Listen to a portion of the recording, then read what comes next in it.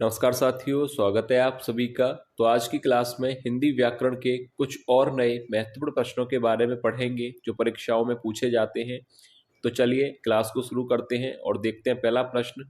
तो देखिए पहला प्रश्न है, वर्णों के समूह को क्या कहते हैं? ऑप्शन ए समूह शब्द, बी संयुक्त शब्द, सी वर्णमाला या ऑप्शन डी कोई नहीं। तो देखिए राइट आंसर क्या होगा कि वर्णों के समूह को क्या कहा जाता है? तो राइट आंसर हो जाएगा ऑप्शन सी वर्णमाला। वर्णों के क्रमबद्ध समूह को वर्णमाला कहा जाता है।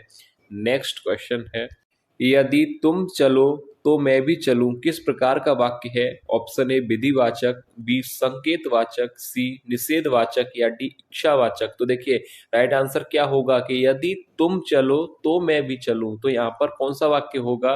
तो देखिए यहाँ पर राइट आंसर हो जाएगा संकेतवाचक। ऑप्शन बी राइट आंसर होगा, क्योंकि यदि तुम चलो तो मैं चलूं, यदि तुम खाओगे तो मैं खाऊंगा, यदि तुम जाओगे तो मैं जाऊंगा।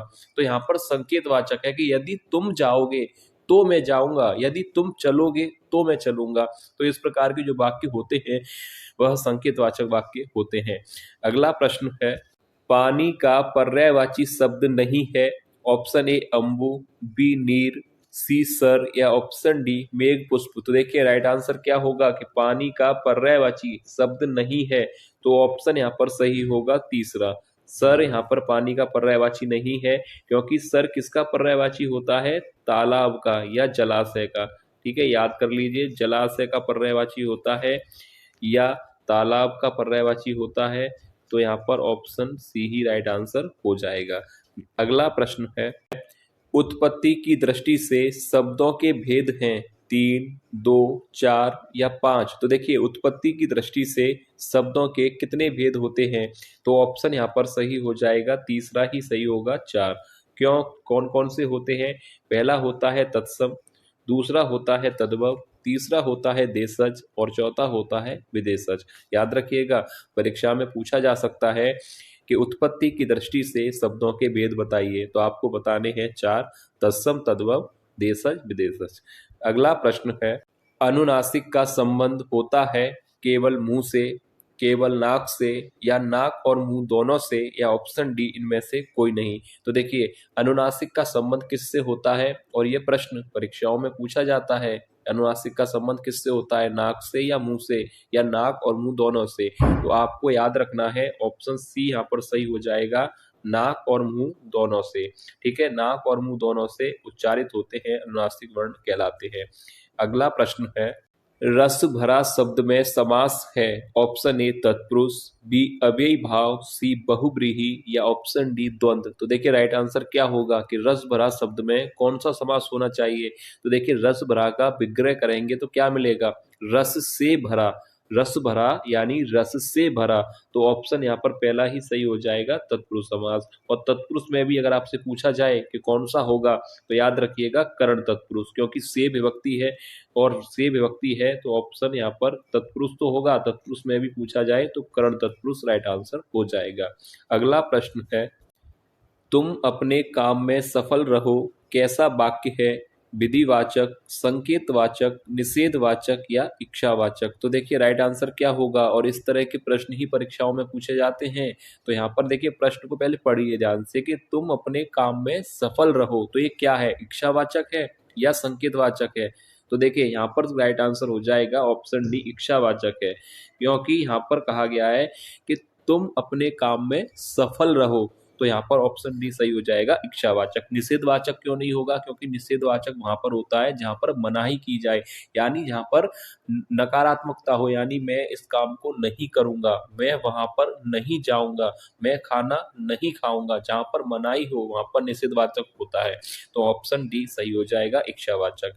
अगला प्रश्न है, जो पहले कभी न हुआ हो के लिए एक शब्द है। ऑप्शन ए अद्भुत, बी अनुपम, सी अपूर्व या ऑप्शन डी अभूतपूर्व। तो देखिए राइट आंसर क्या होगा कि जो पहले कभी ना हुआ हो, वाक्यांश के लिए एक शब्द क्या होता है? तो ऑप्शन यहाँ पर डी सही हो जाएगा अभूतपूर्व। याद रखिएगा, जो पहले कभी ना हुआ हो के लिए एक शब्द होगा अभूतपूर्व।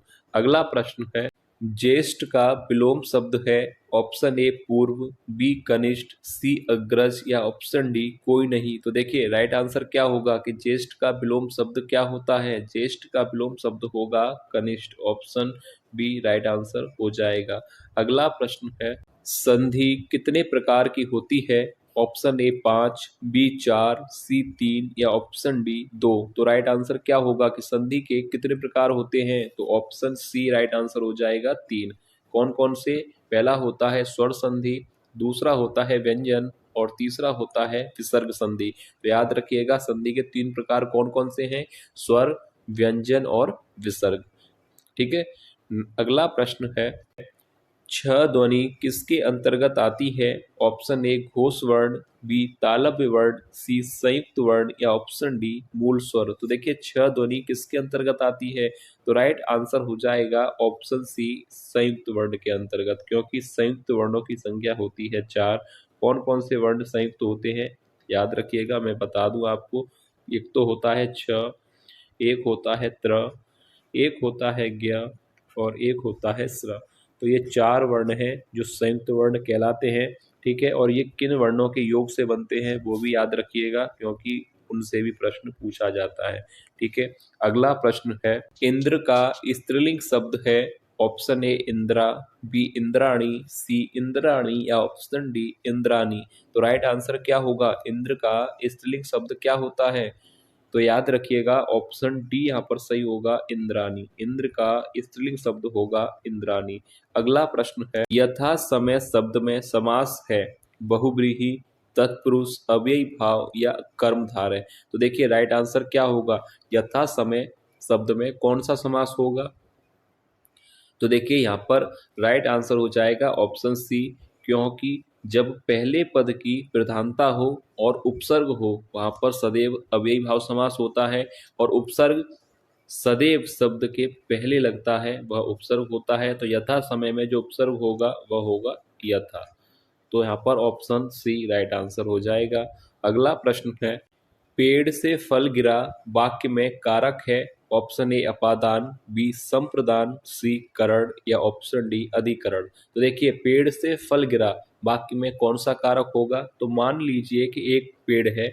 ठीक है। मान लीजिए ऐसा कि एक पेड़ है, एक पेड़ पर फल लगे हुए थे। ठीक है। एक पेड़ है जिसपे फल लगे हुए हैं। अब वो फल गिर कर, यहाँ पे फल था, फल गिर कर नीचे आ गया। ठीक है। फल गिर के पेड़ से नीचे आ गया तो अलग हो गया। अभी वह फल पेड़ पर था, अब वो फल टूटकर जमीन पर आ गया। तो पेड़ से फल का अलग होना हुआ या नहीं हुआ? कि पेड़ पे था अब जमीन पर आ गया, यानी पेड़ से वह अलग हो गया। और जहां पर भी अलगाव की स्थिति हो, अलग होने का भाव हो, वहां पर क्या होता है? अपादान कारक। तो ऑप्शन पहला ही सही हो जाएगा, पेड़ से फल गिरा वाक्य में कारक होगा अपादान। अगला प्रश्न है, समास कितने प्रकार के होते हैं? 2, 4, 6 या 8। तो देखिए समास होते हैं 6 प्रकार के। कौन कौन से होते हैं? पहला होता है अव्ययी भाव समास, दूसरा होता है तत्पुरुष समास, तीसरा होता है कर्मधारय, चौथा बहुब्रीहि, पांचवा कौन सा होगा? द्विगु समास, और छठवां होता है द्वंद्व समास। तो समास कितने प्रकार के होते हैं? समास होते हैं 6 प्रकार के। अगला प्रश्न है, मैं आज नहीं पढ़ूंगा कौन सा वाक्य है? विधिवाचक, आज्ञावाचक, निषेधवाचक या इच्छावाचक। तो देखिए अभी मैंने आपको बताया था कि जब वाक्य में मनाही हो, यानी सेंटेंस ही नेगेटिव हो, यानी नेगेटिव सेंटेंस हो, तो वहां पर कौन सा वाक्य होता है? निषेधवाचक। जैसे कि मैं आज स्कूल नहीं जाऊंगा, मैं खाना नहीं खाऊंगा, या मैं आज नहीं पढ़ूंगा। तो इस तरह के जो वाक्य हैं वह निषेधवाचक वाक्य होते हैं, क्योंकि जब याद रखिएगा जब सेंटेंस नेगेटिव सेंटेंस हो, जब वाक्य नकारात्मक वाक्य हो, वहां पर निषेधवाचक वाक्य होता है। तो ऑप्शन सी राइट आंसर हो जाएगा। अगला प्रश्न, आग कौन सा शब्द है? तत्सम, तद्भव, देशज या विदेशज। तो देखिए राइट आंसर क्या होगा? आग कैसा शब्द है? आग एक तद्भव शब्द है, क्योंकि इसका जो तत्सम शब्द होता है वह होता है अग्नि। ठीक है। याद कर लीजिएगा, अग्नि कैसा शब्द है? अग्नि तत्सम शब्द है और इसका तद्भव होगा आग। अगला प्रश्न है, पुरुष व स्त्री का जोड़ा वाक्यांश के लिए एक शब्द क्या होगा? पति पत्नी, दंपति, युगल या युग्म। तो देखिए ये परीक्षा में पूछा गया था प्रश्न। हल्के में इस प्रश्न को मत लीजिएगा। पुरुष व स्त्री का जोड़ा के लिए एक शब्द क्या होगा, पति पत्नी या दंपति या युगल। तो यहाँ पर ऑप्शन ए आपको नहीं चुनना है, ना ही ऑप्शन सी। पति पत्नी नहीं होगा, क्योंकि पुरुष व स्त्री का जोड़ा क्या कहलाता है, दंपति। ऑप्शन बी राइट आंसर हो जाएगा। तो ऑप्शन बी सही होगा, पुरुष व स्त्री का जोड़ा यानी दंपति। अगला प्रश्न है, श्री गणेश का विलोम शब्द है। ऑप्शन ए विनाश, बी इतिश्री, श्री राधा या डी आरंभ। तो देखिए, श्री गणेश का मतलब क्या होता है, जब किसी कार्य का आरंभ करना हो, प्रारंभ करना हो, तो श्री गणेश का अर्थ होता है प्रारंभ। ठीक है, तो आरंभ या प्रारंभ का विलोम क्या होगा, इतिश्री। इतिश्री का अर्थ होता है ऑप्शन बी समापन। ठीक है, याद रखिएगा, श्री गणेश का विलोम हो जाएगा इतिश्री। अगला प्रश्न है, वह पिट गया किस तरह का वाक्य है, इच्छावाचक, आज्ञावाचक, विधिवाचक या विस्मयवाचक। तो देखिए, सरल प्रश्न है, ऑप्शन डी यहाँ पर सही हो जाएगा, विस्मयवाचक। अगला प्रश्न है, नवयुवक शब्द में समास है। ऑप्शन ए बहुव्रीहि, द्वंद्व, अव्ययी भाव, कर्मधारय।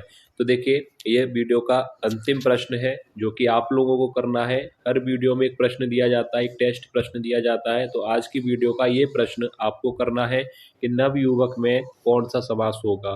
कमेंट करके बताइएगा।